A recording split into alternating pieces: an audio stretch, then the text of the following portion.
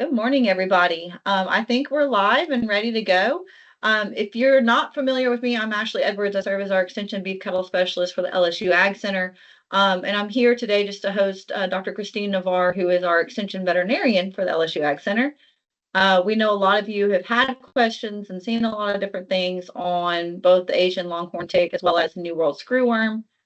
We had talked about just adding this kind of into one of our general news updates that we do, but I didn't want to restrict us on time with those, and the guys like to talk a lot on those. So I wanted to make sure Dr. Navarre got as much time as she wanted when we do this. So it'll be relatively informal.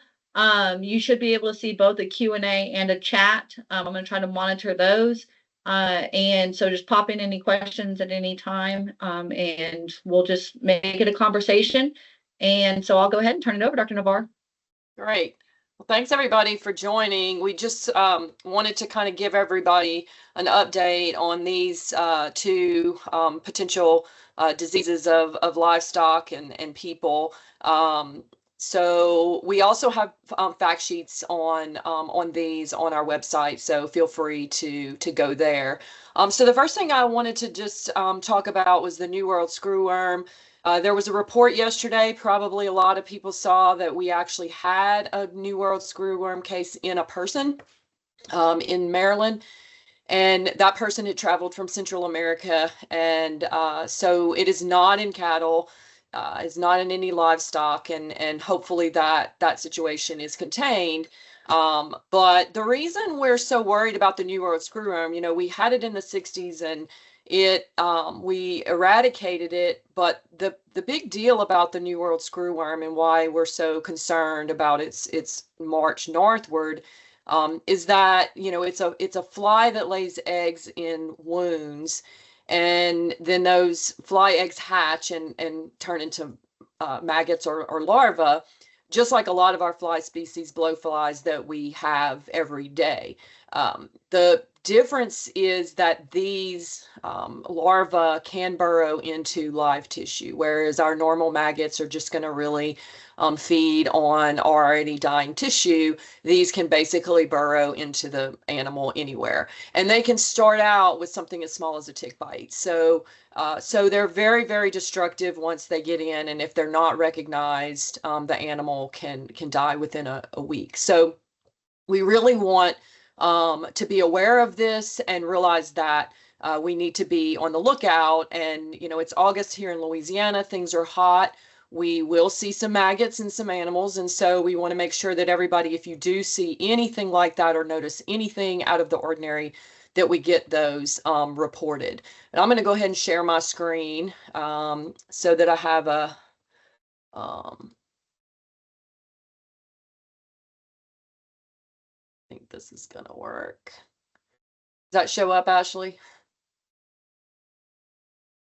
Yes, ma'am, you're good. Okay, good.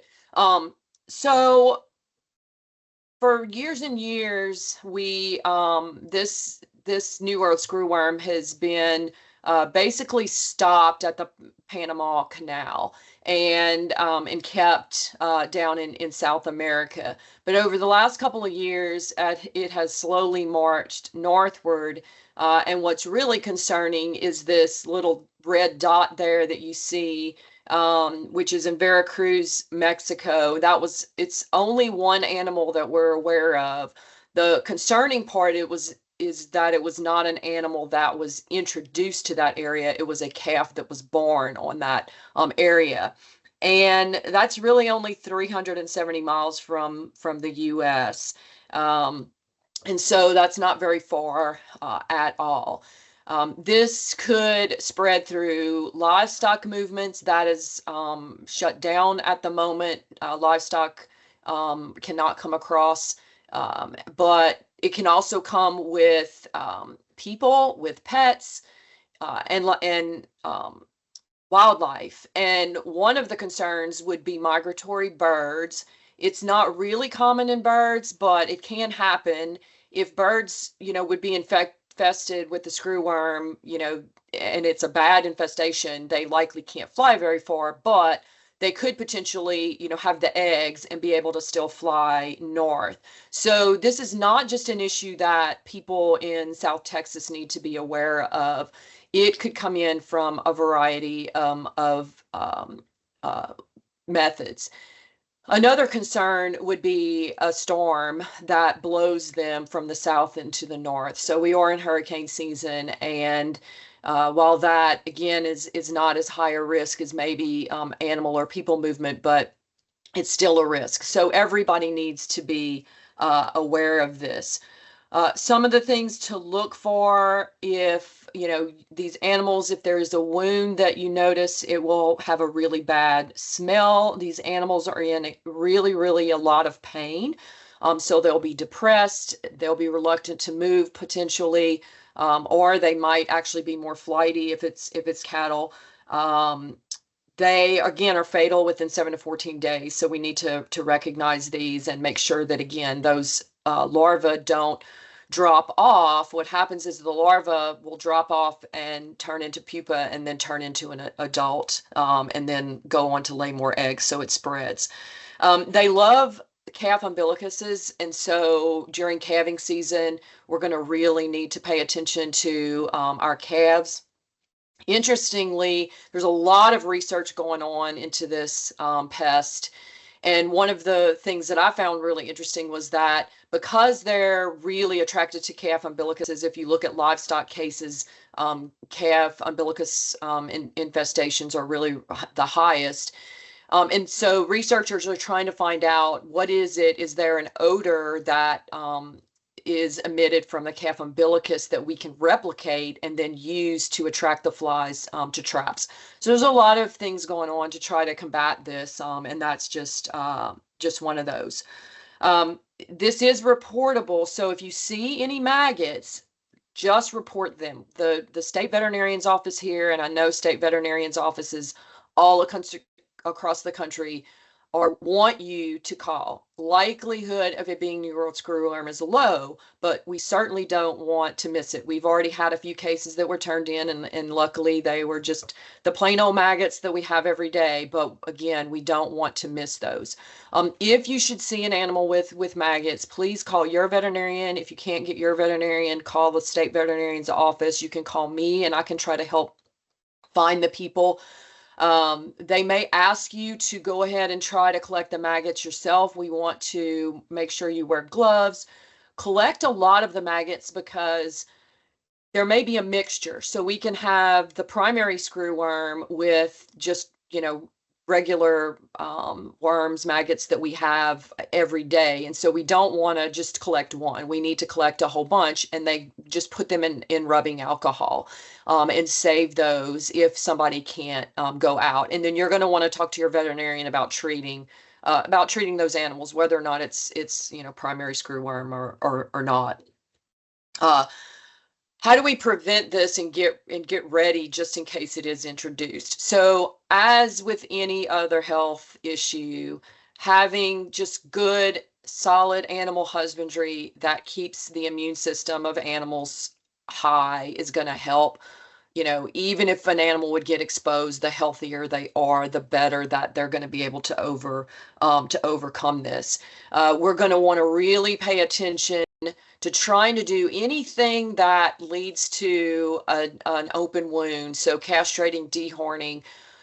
This fly is going to slow down. It's not going to completely stop, but it will slow down in cooler months. So we're going to want to move everything that we can into those cooler months. But again, that's a management situation that is highly variable between producers. This is something you really want to talk to your veterinarian about, the pros and cons of things. Do you change things now? Do you wait? So that's a conversation that every cattleman, livestock producer should talk to their veterinarian about. We are slated, as far as the last I've heard, money has been appropriated to start a fly facility at Air Force Base in South Texas. Unfortunately, that is going to take probably 2 years. I've heard different things, anywhere from 1 year to 3 years, for that to actually get up and running. And just so you remember, the sterile male flies, they sterilize these male flies. It's actually a process of, they're not irradiated, so a lot of people are scared. There's a process where they're just incubated differently with different substrates, and it sterilizes the males. And the thing why that works is that a female only breeds and lays eggs once. So if she breeds to a sterile male, she's gonna just have sterile, she's not gonna have any eggs that could then turn into these screwworms, and the cycle is stopped. And it's highly, highly effective if you can get enough of those flies out there. So increasing our capacity is really important. I will note that we really, except for a few incursions in the early 70s, this was really eradicated from the U.S. with the sterile fly dispersal in 1966. But we did have an outbreak in the Keys, in Key West, or the Keys of Florida, in Key Deer mostly. It was never confirmed how that got in. It is suspected that it was a pet brought in illegally. But it just goes to show you that this can happen anytime, and we just really, really need to be aware of this. And no matter where you are, we're at higher risk here in Louisiana because we are closer. But anywhere in the country, if you see maggots, we need to make sure, because it could blow in. So that's all I have. I will switch to Thyleria, and then we can just answer questions about either of those or either of these at the end. So Thyleria or the Asian longhorn tick, is a tick that got introduced probably in 2010, but it wasn't until 2017 that it started to really become a problem in cattle. And the reason that a couple of reasons this tick is really, really troublesome. First of all, it just multiplies like crazy, and these animals can just be covered in ticks, which is an animal health issue right there. But this tick also carries a blood-borne disease called Thyleria. Those of you who are familiar with the cattle disease that we have here in Louisiana, that sometimes we have problems with, anaplasmosis, it's very similar to that. It affects the red blood cells, and it makes those red blood cells basically die off, and so that animal has a low blood count or anemia. It can be deadly.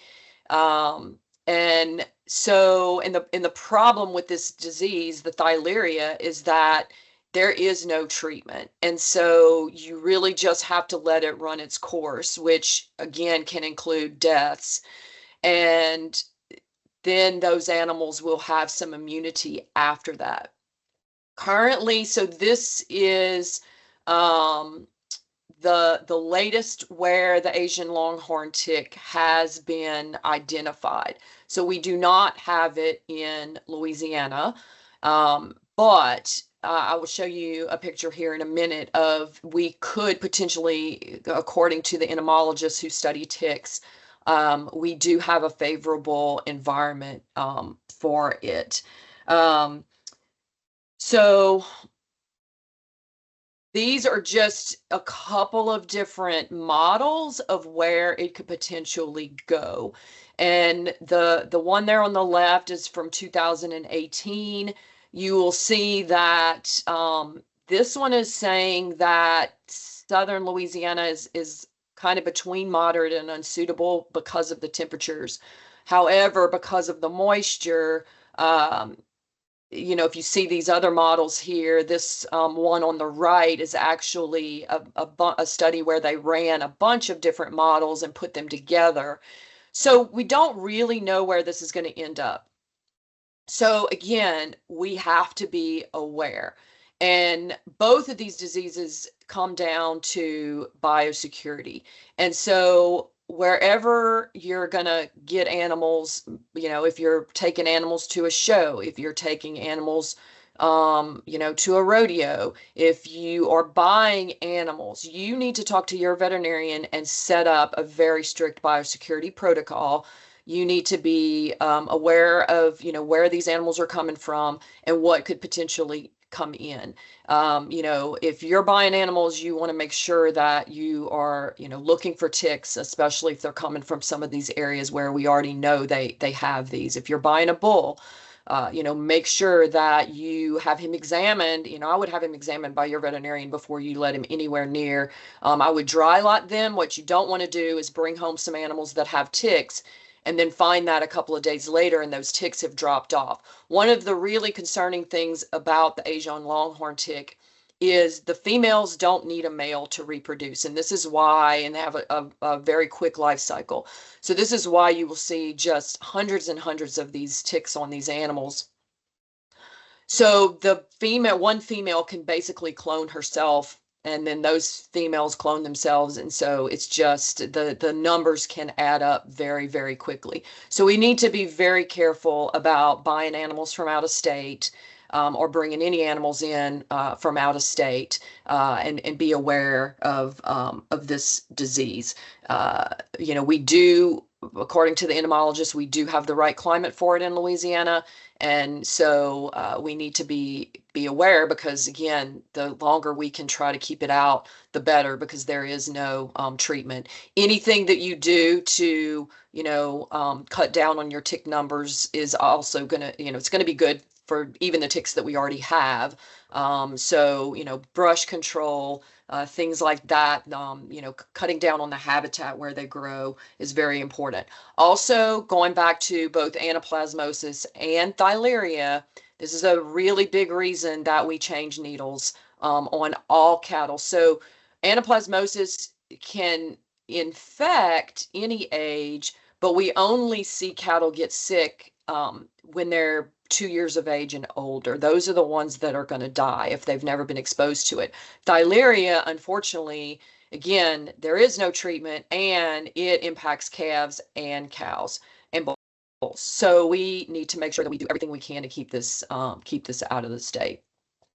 So those are just a couple of quick updates I wanted to give everybody, so everybody's aware of this and can be on the lookout. You can protect yourself, protect your herd. And so I will take any questions if we have those. Thank you. So just a reminder, we do have the Q&A if anybody wants to add any questions in. Dr. Navarre, you mentioned quite a few different best management practices to help prevent for both of these. I want to circle back to the umbilicus being such a favorite environment for the screwworm. We dip, the navel and everything here. Sitting in Dean Lee today, so I say here being in Alexandria.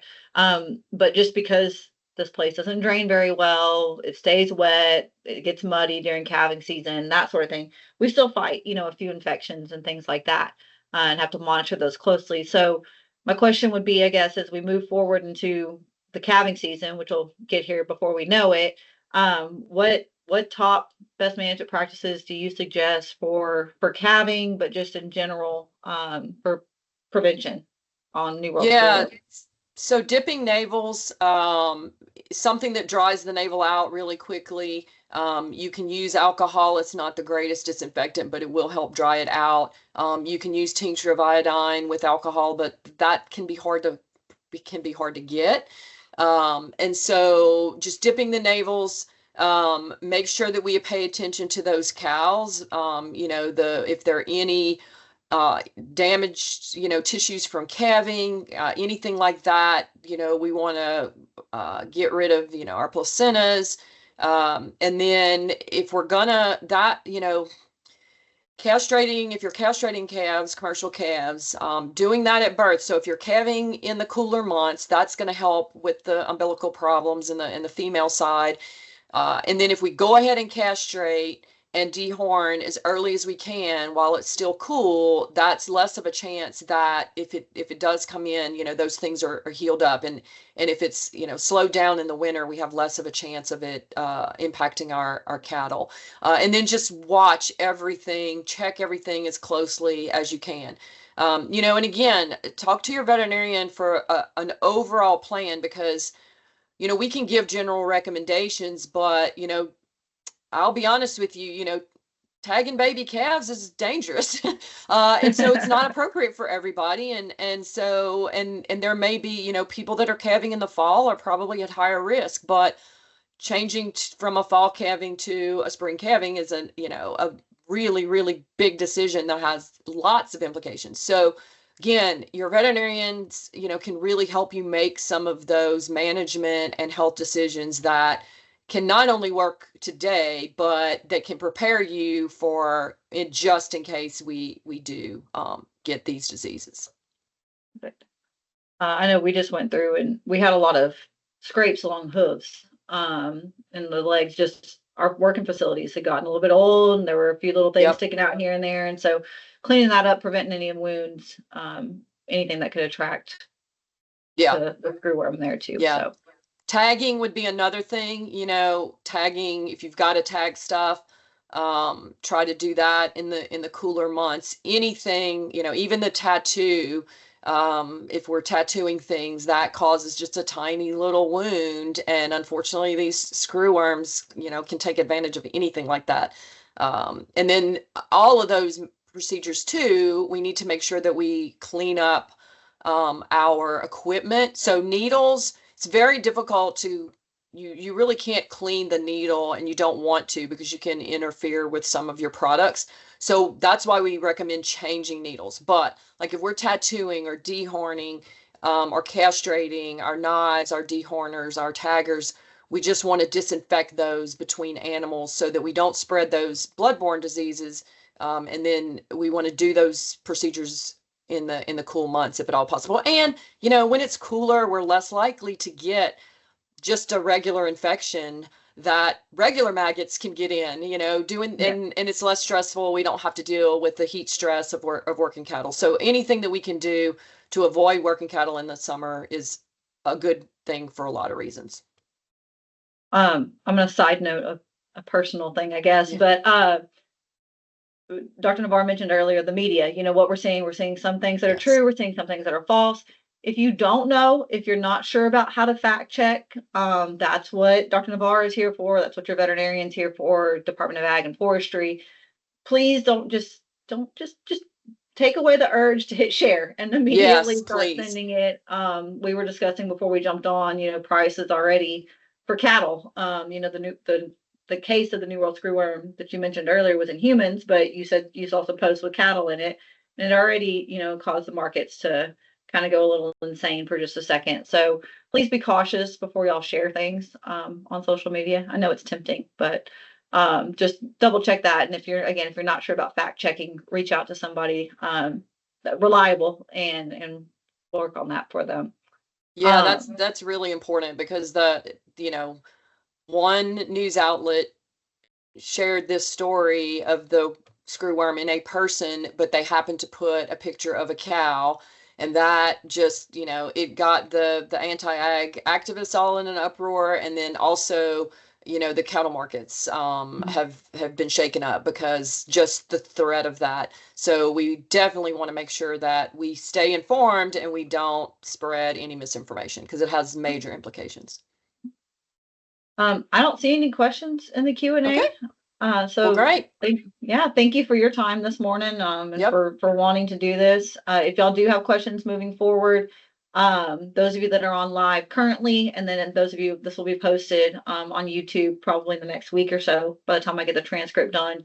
I'll put Dr. Navarre's email in there for any questions there. But again, as she has mentioned too, you can reach out to your local veterinarians as well. So thank y'all, and hope you have a great day. Thank you, Dr. Navarre. Thanks, everybody.